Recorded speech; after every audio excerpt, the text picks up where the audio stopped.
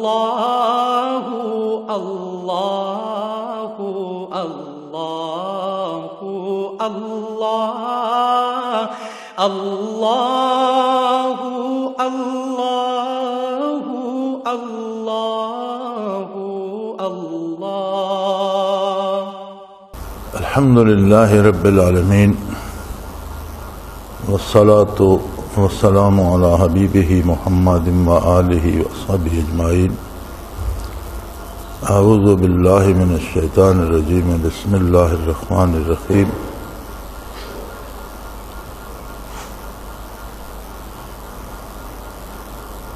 یہ ایک سوال ہے، وما خلقت الجن والانس الا لیعبدون لم یطمثہن انس قبلہم ولا جان لأملأن جہنم من الجنۃ والناس اجمعین۔ مندرجہ بالا تینوں آیات میں عبادت، جنت اور دوزخ کے لیے جنوں اور انسانوں کا برابر تذکرہ فرمایا گیا۔ یہ برابری کیسے ممکن ہے؟ بنیادی طور پر سوال جنوں اور انسانوں کی برابری کا کیا گیا ہے۔ قرآن حکیم میں اول و آخر جہاں بھی جنات کا تذکرہ آیا ہے، جہاں جنات نے نبی کریم صلی اللہ علیہ وسلم کو تلاوت فرماتے ہوئے سنا، مسجد نبی تک بحمد اللہ موجود ہے مکہ مکرمہ میں، تو قرآن کریم فرماتا ہے کہ انہوں نے جا کر قوم کو بتایا کہ ہم نے اللہ کا کلام سنا ہے، اللہ کا نبی مبعوث ہوا ہے، اور بہتر ہے کہ اللہ کی اطاعت کر لو۔ یجرکم من عذاب علیم، تمہیں دردناک عذاب سے نجات مل جائے گی۔ کہیں بھی دخول جنت کی کوئی آیت جنوں کے بارے قرآن میں نہیں ہے۔ دخول جنت کی ساری آیات جہاں اعمال اور اطاعت کا حکم ہے اس کے ساتھ آتی ہیں۔ جہاں جنات کی بات ہوئی ہے کہ وہ اطاعت کریں اور عبادت کریں، تو اس میں اگر اطاعت نہ کرو گے تو جہنم میں جاؤ گے، لیکن اگر اطاعت کرو گے تو یجرکم من عذاب علیم، تمہیں اس دردناک عذاب سے بچا لیا جائے گا۔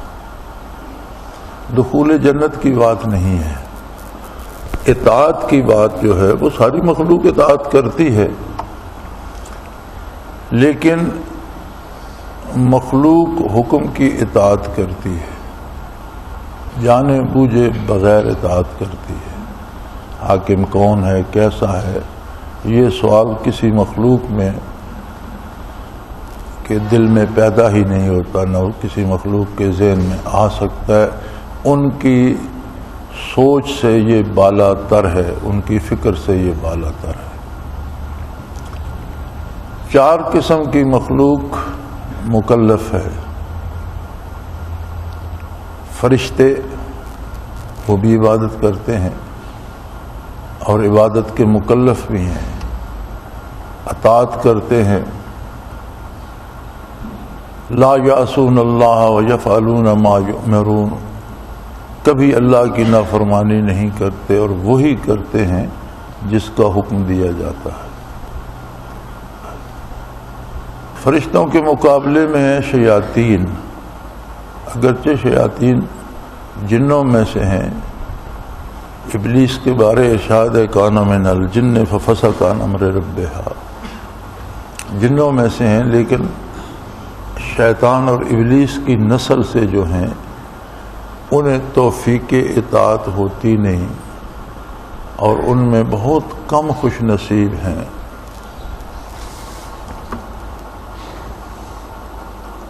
جنہیں توبہ کی توفیق ہوئی نہیں۔ عمومی قاعدہ یہ ہے کہ شیطان کی اولاد میں چونکہ خود اسے توبہ کی توفیق نہیں ہے تو اکثر انہیں توبہ نصیب نہیں ہوتی، لیکن ایک شیطان کے علاوہ دوسروں کے لیے یہ قانون نہیں ہے کہ انہیں توبہ نصیب ہی نہ ہو، ان میں بھی بعض نے توبہ کی ہے۔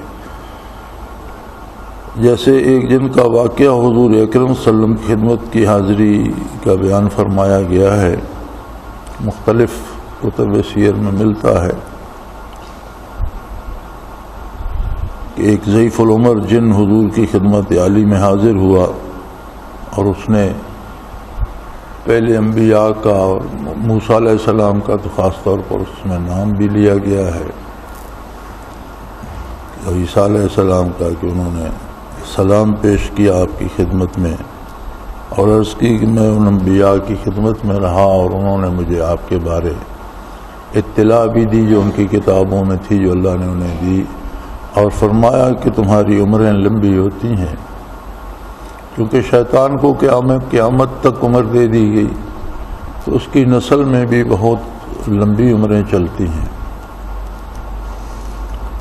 تو آپ صلی اللہ علیہ وسلم نے پوچھا کہ تمہاری اتنی لمبی عمر ہے؟ تو اس نے عرض کی یا رسول اللہ میں تو جب قابیل نے حابیل کو قتل کیا تھا اس وقت بچہ سا تھا،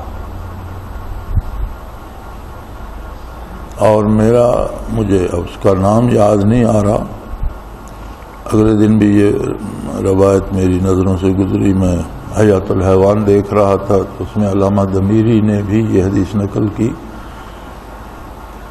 اس نے اپنا نام بتایا اور بتایا میرے باپ کا نام حام ہے، اس کے باپ کا نام ہیم ہے، اس کے باپ کا نام لاکیس ہے، اور وہ ابلیس کا بیٹا تھا۔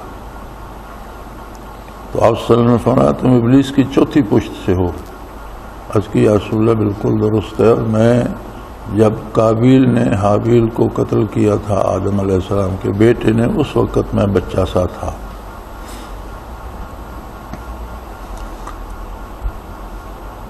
تو یہ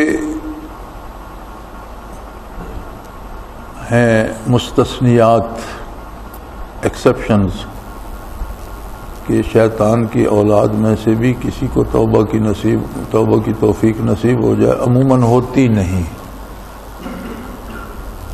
تو یہ سراپا برائی ہیں۔ اس کے علاوہ جو جن اور انسان ہیں ان کے پاس اختیار ہے کہ وہ اطاعت کریں یا نافرمانی۔ تو نافرمانی میں انسان بھی اس حد تک چلا جاتا ہے کہ اللہ کریم نے فرمایا شیاطین الجن والانس، سورہ ناس میں بھی من الجنت والناس، انسان بھی برائی کرتے کرتے شیطان بن جاتا ہے، اور حضور صلی اللہ علیہ وسلم نے فرمایا کہ جو شیطان انسانوں میں سے ہوتا ہے وہ زیادہ خطرناک ہوتا ہے۔ لیکن پورے قرآن کریم میں کہیں بھی جہاں اعمال پر جزا کا تذکرہ ہوا ہے وہاں جنات کے لیے جہنم کا ذکر تو ملتا ہے، جنت کا وعدہ نہیں بلکہ دوزخ سے بچائے جانے کا وعدہ ملتا ہے۔ تو اس پر جو علماء نے رائے دی ہے وہ یہ ہے کہ انسان کے علاوہ جو مخلوق ہے، فرشتوں کا تو تذکرہ چھوڑیے، نوری مخلوق ہے، اور انہیں جنت و دوزخ سے سروکار نہیں۔ جو جنت میں جن کی ڈیوٹی ہوگی وہ وہاں اپنے ذمہ داری پوری کریں گے، لیکن انہیں جنت کی نعمتوں سے حظ نصیب نہیں ہوگا، اور جن کی جہنم میں ڈیوٹی ہوگی وہ جہنم میں اپنی ذمہ داری پوری کریں گے، اور جہنم کے عذابوں سے انہیں کوئی سروکار نہیں ہوگا، کیونکہ ان میں یہ چیز ہے ہی نہیں، نہ نفس ہے، نہ کھانا پینا، نہ نیند ہے، نہ کوئی درد ہے، نہ تکلیف ہے، نہ یہ چیزیں ان میں ہیں ہی نہیں، ایک نوری مخلوق ہے۔ لیکن عبادت ان کے لیے بھی لازم ہے، اطاعت ان کے لیے بھی لازم ہے۔ شیطان نے انکار کر دیا، وہ دوسری طرف چلا گیا، پیچھے مخلوق رہے گی جنوں اور انسانوں میں سے۔ تو جن جو اطاعت کریں گے وہ جہنم جانے سے بچ جائیں گے، اور انسان کے اور فرشتوں کے علاوہ باقی جتنی مخلوق ہے، حساب تو حضور صلی اللہ علیہ وسلم نے فرمایا جانوروں کا بھی ہوگا۔ اگر کسی جانور نے کسی دوسرے جانور سے زیادتی کی ہے تو اسے بھی بدلہ دلایا جائے گا، بلکہ حدیث شریف میں الفاظ آتے ہیں کہ کسی بکری نے دوسری بکری کو سینگ مارا ہوگا تو اس کا بدلہ بھی دلایا جائے گا، مگر اس کے بعد ساری مخلوق فنا کر دی جائے گی، جنات بھی اور دوسری مخلوق بھی، اور انسان جو ہے اس کی روح چونکہ عالم امر سے یہ ہمیشہ باقی رہے گا۔ اور یہی بات قرآن حکیم نے بتائی کہ جن لوگوں کے جہنم جانے کا فیصلہ ہوگا وہ بڑی حسرت سے کہیں گے یا لیتنی کنت ترابا، کاش مجھے بھی آج مٹی کر دیا جاتا اور مجھے واپس عدم میں بھیج دیا جاتا۔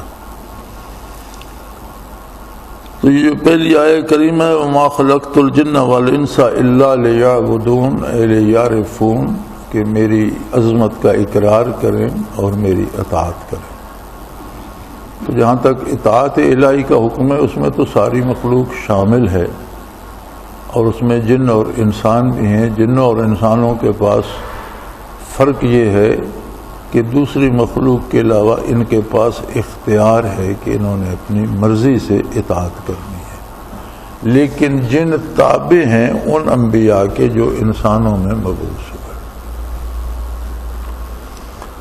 انسانوں سے پہلے جب جنات زمین پر آباد تھے تو اس کے بارے ارشاد ہوتا ہے، جو علماء کرام نے تفاسیر میں لکھا ہے، وہ یہ ہے کہ جب یہ بہت بگڑتے اور فساد کرتے، مزاجن ان کے مزاج میں فساد ہے، تخلیقی ان کی آگ سے ہے، تو اللہ کریم ابلیس کو فرشتوں کا لشکر دے کر بھیجتے، اور وہ جو سرکش تھے انہیں قتل کرا دیتے، جو توبہ کرتے ان کی اصلاح کر کے ان پر کوئی حاکم مقرر فرما دیتے۔ پھر کچھ عرصہ گزر جاتا، رفتہ رفتہ پھر حالات بگڑتے تو پھر یہ کام دہرایا جاتا۔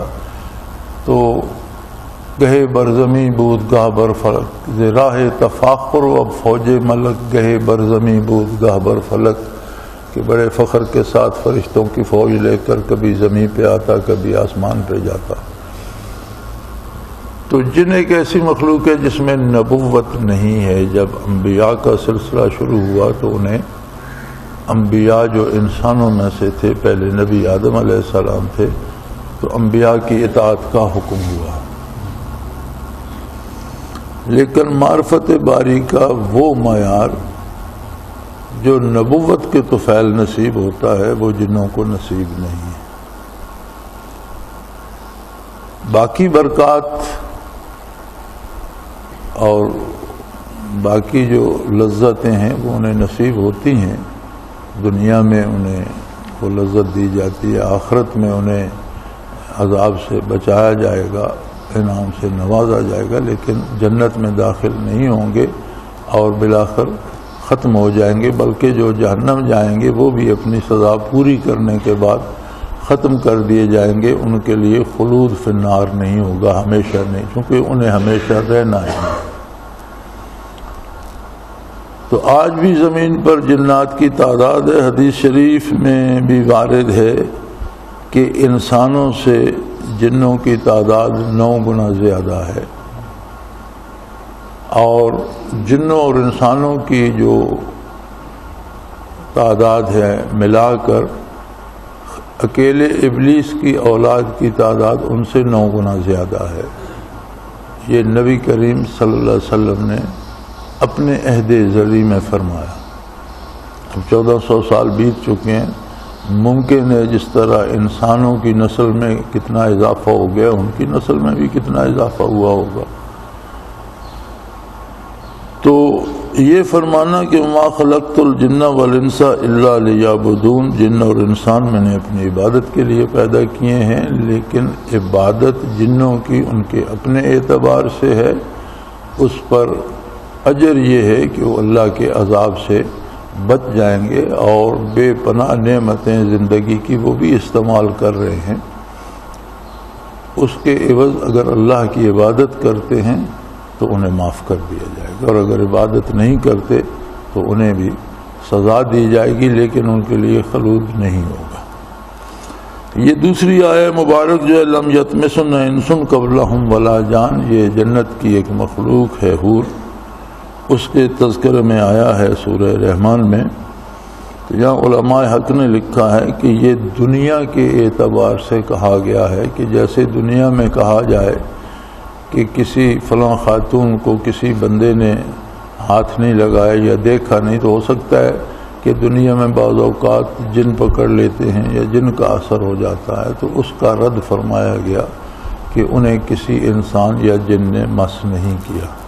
یہ باعتبار آخرت کے نہیں ہے کہ جن جنت میں جائیں گے اور انہیں حوریں عطا کی جائیں گی، ایسا نہیں ہے۔ اور لَأَمْلَأَنَّ جَهَنَّمَ مِنَ الْجِنَّةِ وَالنَّاسِ، اس میں تو کوئی استعباد ہے ہی نہیں کہ اپنے گناہ کی پاداش میں جن بھی جہنم میں جائیں گے، لیکن انسانوں اور جنوں میں جہنم میں بھی یہ فرق ہوگا کہ وہ اپنے کردار کی سزا بھگت کر جہنم سے نکال کر نابود کر دیے جائیں گے، لیکن انسان کے لیے خلود ہے، ہمیشگی ہے، اور انسان ہمیشہ ہمیشہ وہاں رہے گا۔ لہذا یہ عبادت جنت اور دوزخ میں انسان اور جن برابر نہیں ہے۔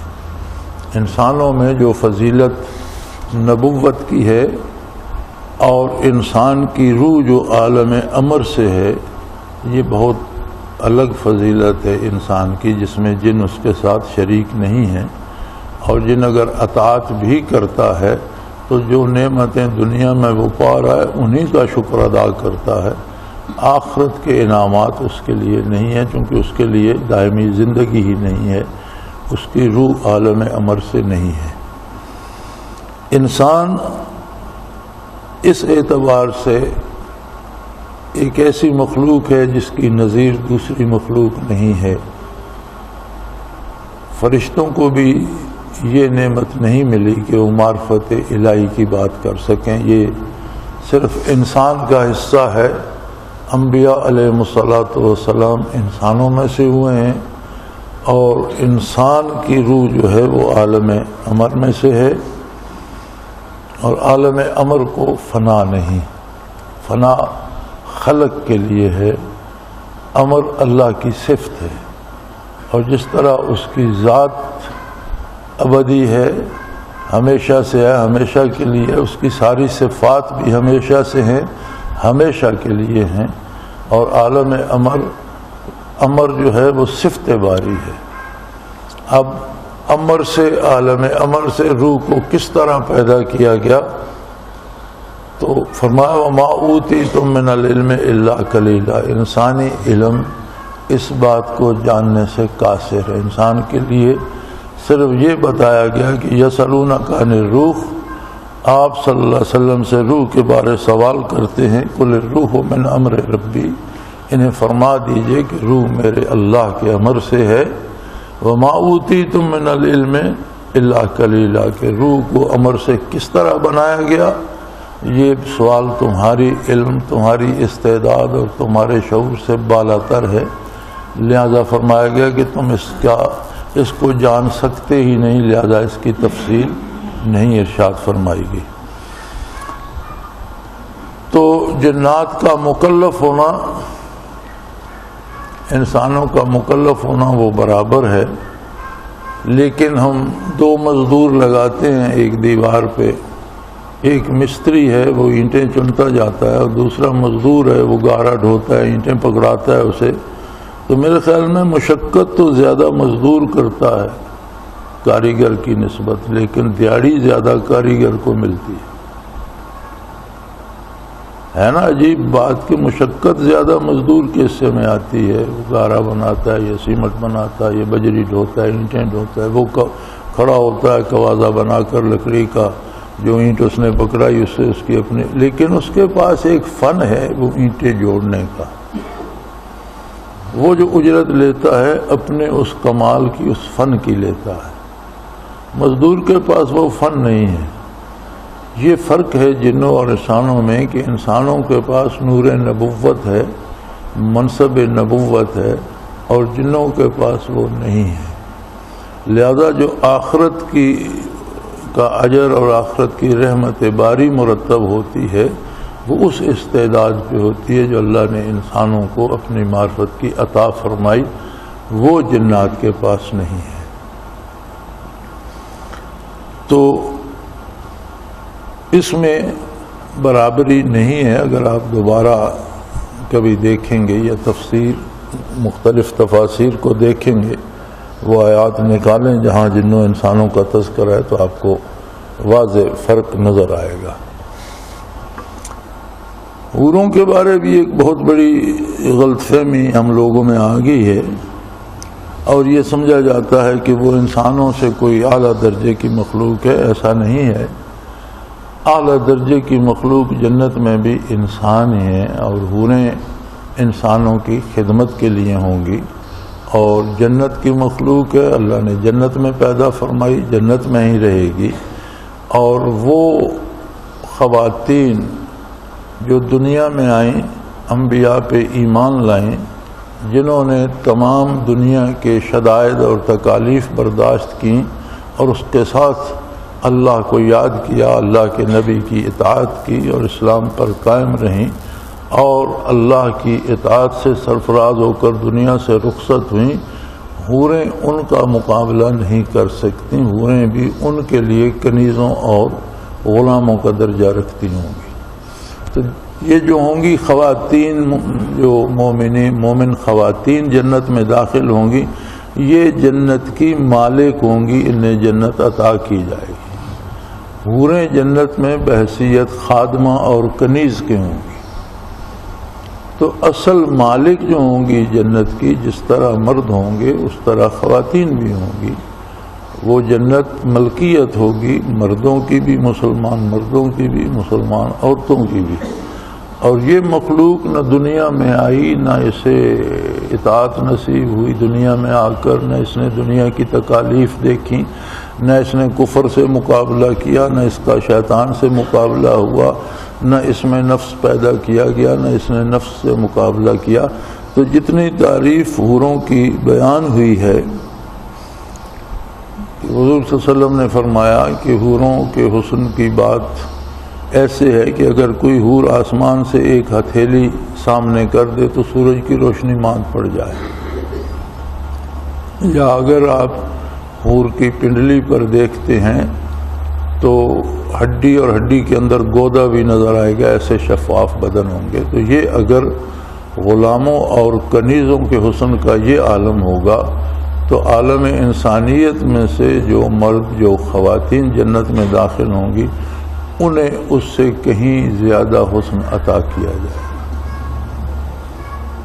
اور وہ کنیزوں اور غلاموں سے زیادہ خوبصورت، زیادہ حسین چہرے ہوں گے کہ جنت میں بھی انہیں میدان حشر میں دیدار باری نصیب ہوگا. ہر جنتی کو جنت میں دیدار باری سے سرفراز کیا جائے گا، اور جمال باری سے براہ راست سرفراز ہونا ان میں حسن کو بڑھاتا رہے گا.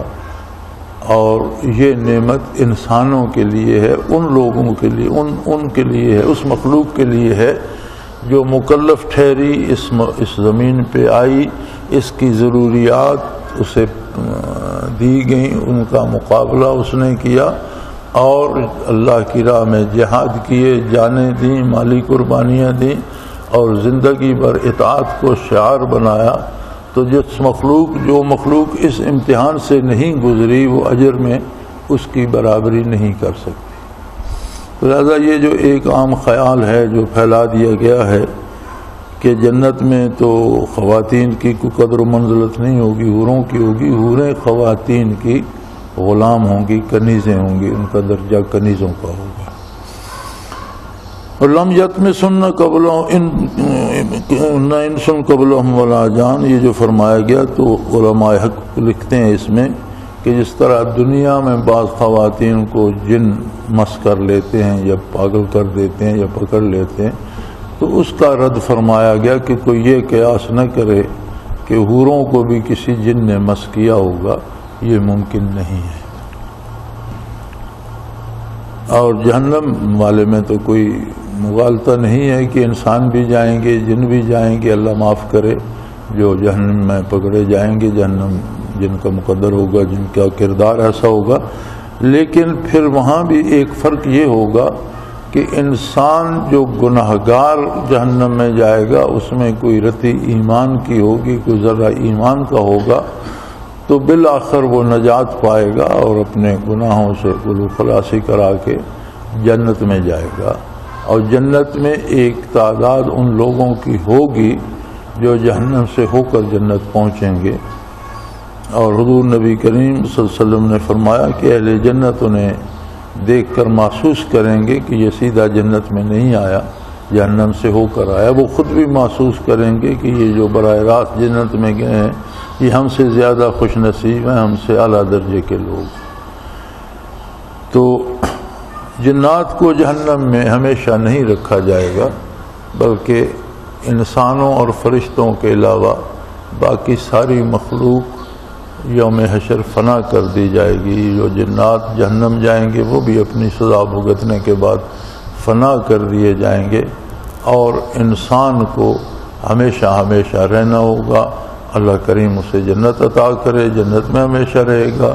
اللہ پناہ دے جہنم سے، جو بد نصیب کفر و شرک میں مرے اور ایمان دنیا میں ضائع کر کے مرے، انہیں جہنم میں ہمیشہ رہنا ہوگا۔ جن کے پاس اعمال نہیں اور ایمان باقی ہے تو ہو سکتا ہے کہ انبیاء کی شفاعت سے، حضور نبی کریم صلی اللہ علیہ وسلم کی شفاعت سے ان کی جان چھوٹ جائے، بہت سوں کے معصوم بچے بن جائیں گے، سفارشی کے بچے مومن جو فوت ہوئے، اللہ انہیں جنت جانے کا حکم دیں گے تو وہ چیخیں چلائیں گے کہ میرے ماں باپ کو بھی ساتھ کیا جائے۔ تو اگرچہ وہ گناہ گار ہوں گے، ایمان ہوگا تو اللہ ان بچوں کے تو فعل معاف کر دیں گے کہ جاؤ لے جاؤ انہیں۔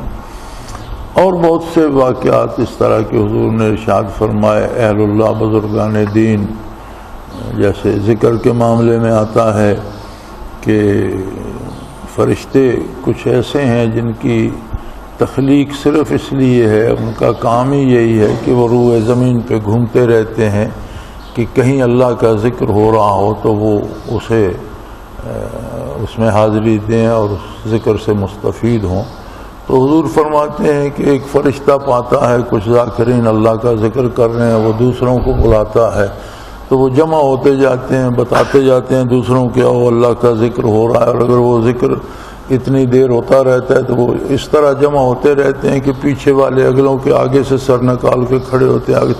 تو حدیث شریف میں آتا ہے کہ اتنے جمع ہو جاتے ہیں کہ ان کے سر آسمان کے ساتھ جا لگتے ہیں اور دیکھ رہے ہوتے ہیں محفل ذکر کو، اور پھر وہ بارگاہ الوہیت میں جاتے ہیں تو اللہ کریم فرماتے ہیں کہ کیا دیکھا تم نے یا اللہ، تیرے بندے تھے اور بڑے خلوص سے تیرا ذکر کر رہے تھے۔ تو ارشاد ہوتا ہے کہ گواہ رہو میں نے ان سب کو بخش دیا۔ تو کوئی فرشتہ عرض کرتا ہے کہ بار الہ، ان میں سارے تو ذاکرین نہیں تھے، صرف ذکر کے لیے نہیں آئے تھے، کچھ لوگ تو ایسے تھے جنہیں ان میں سے کسی سے کام تھا، اسے ملنے آئے، آگے ذکر ہو رہا تھا، وہ فارغ ہو تو بات کریں، تو اس انتظار میں وہ بھی وہاں بیٹھ کے، تو فرمایا میں نے ان کو بھی بخش دیا۔ بخاری شریف میں آتا ہے ہم قوم لا یشکا جلیسہم، اسی واقعہ کے آخر میں آتا ہے کہ یہ ایسے لوگ ہیں، ہم قوم اللہ کا ذکر کرنے والے لوگ ایک ایسی قوم ہے، لا یشکا جلیسہم، کہ جن کے پاس بیٹھنے والا بھی بدبخت نہیں رہتا۔ تو یہ فرق ہے بنیادی طور پر انسانوں اور جنوں میں۔ اب اطاعت تو ساری مخلوق کرتی ہے، لیکن انسان کی اطاعت کا اپنا درجہ ہے، جنوں کی اطاعت کا اپنا درجہ، اور باقی جو مخلوق ہے اس کی اطاعت کا اپنا درجہ۔ ذکر بھی ساری مخلوق کرتی ہے۔ ام من شیء الا یسبح بحمدہ، یعنی کوئی ایسی چیز نہیں ہے جو اللہ کا ذکر نہیں کرتی۔ تو اس سے مفہوم یہ اخذ ہوتا ہے کہ دنیا میں جتنی مخلوق ہے جو ذکر نہیں کرتی وہ باقی نہیں رہتی۔ ام من شیء، کوئی ایسی چیز نہیں ہے، الا یسبح بحمدہ، جو اللہ کی تسبیح نہ کرتی ہو۔ اس کا مطلب ہے ہر ذرہ، ہر پتا، ہر قطرہ، ہر جھونکا، ہر تنکا، ہر پھول، ہر کلی، ہر چیز اللہ کا ذکر کرتی ہے۔ گویا دنیا میں جو کچھ باقی ہے ذکر کے تو فعل باقی ہے، اور جو چیز دریا غافل ہوتا ہے تو خشک ہو جاتا ہے، پہاڑ غافل ہوتا ہے تو گر جاتا ہے، اور زمین غافل ہوتی ہے تو پھٹ جاتی ہے، جس جگہ سے لاوے ابل پڑتے ہیں، عذاب الہی وارد ہو جاتا ہے۔ تو بقا کا سبب ہی ذکر الہی ہے کائنات کے ہر ذرے کا، لیکن ان ذرات کا، ان ہواؤں کا، اس بارش کا، ان پہاڑوں کا ذکر اپنی جگہ۔ انسان جب کرتا ہے تو ہیں تو ذکر میں تو سارے قدرے مشترک ہیں، لیکن اس کا ذکر اپنی جگہ ہے، وہ اس کا احساس اپنا ہے، اس کا ادراک اپنا ہے، اس کی استعداد اپنی ہے، اس کی مشکلات بھی اپنی ہیں اور ان سب کو بھگت کر جھیل کر ان سے نکل کر وہ اللہ کو یاد کرتا ہے، اس کی کیفیت اپنی ہے، اس کا اجر اپنا مرتب ہوگا۔ دوسری مخلوق کا اب جو یہ ذرات تک ذکر کرتے ہیں تو ان کا اجر یہ ہے کہ اس ذکر کے تو فعل وہ باقی ہیں، ذکر چھوڑ دیں گے تو فنا ہو جائیں گے، یہی ان کا اجر ہے کہ انہیں دنیا میں بقا نصیب ہے جب تک وہ ذاکر ہے۔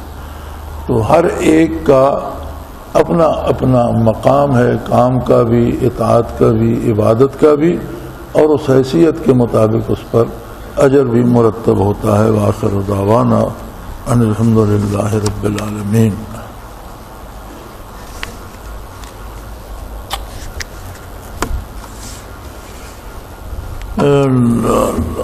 الحمد للہ رب العالمین والصلاة والسلام علی حبیبہ محمد۔ اللہم ربنا لا تقتلنا بغضبک ولا تہلکنا بعذابک واعف عنا قبل ذلک۔ اللہم ربنا لا تسلط علینا من لا یرحمنا، انت ولینا فی سفرنا وحضرنا فی مالنا واہلنا۔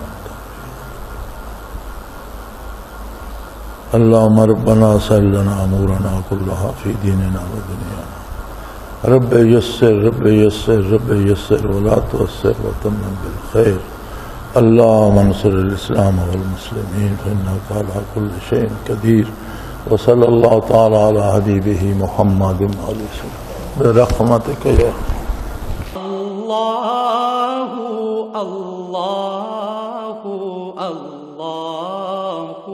اللہ اللہ اللہ اللہ اللہ اللہ۔ حضرت امیر محمد اکرم آوان مد ذلہ العالی دارالعرفان منارہ ضلع چکوال میں سالہ سال سے قرآن و حدیث کے اوپر خطابات کر رہے ہیں اور سلسلہ نقشبندیہ اویسیہ کے مطابق لوگوں کو ذکر الہی کی تربیت دے رہے ہیں۔ وہ قرآن پاک کی تفسیر ترتیب وار بیان کر رہے ہیں۔ تفسیر قرآن کو وہ موجودہ ملکی اور بین الاقوامی حالات کے مطابق بیان کرتے ہیں۔ موٹر وے سے کلر کہار کے انٹرچینج سے نکلتے ہوئے، کلر کہار کی جھیل سے ہوتے ہوئے، میانی، بوچھال اور نور پور سے گزرتے ہوئے دارالعرفان منارہ پہنچ سکتے ہیں۔ حضرت امیر محمد اکرم آوان نے بچیوں اور بچوں کی دینی اور دنیاوی تعلیم کے لیے سقارہ اکیڈمی کے نام سے ایک درسگاہ بھی قائم کی ہے، جس کا افتتاح ملک پاکستان کے صدر جنرل محمد ضیاء الحق نے اپنے دست مبارک سے کیا تھا۔ وہ تمام احباب جو اسلام کی طلب رکھتے ہیں ان سے گزارش ہے کہ دارالعرفان منارہ ضلع چکوال میں امیر محمد اکرم آوان صاحب کے خطابات سے مستفید ہوں۔ وہ ہر جمعے کو نماز سے پہلے بیان فرماتے ہیں۔ ہر ماہ کی پہلی اتوار کو ماہانہ اجتماع ہوتا ہے جس میں آپ خصوصی خطاب فرماتے ہیں اور پاکستان کے چاروں صوبوں سے احباب اس اجتماع میں شرکت کرتے ہیں۔ اس کے علاوہ یہاں سال میں 2 مرکزی اجتماعات بھی ہوتے ہیں، ایک رمضان المبارک میں اعتکاف کا اجتماع اور دوسرا جولائی اور اگست میں 40 دن کا اجتماع ہوتا ہے جس میں روحانی تربیت کی جاتی ہے۔ اپنا خون سیماب دے کر اتنا ہم کر جائیں گے، نام آقا کا چمن میں پھر رقم کر جائیں گے۔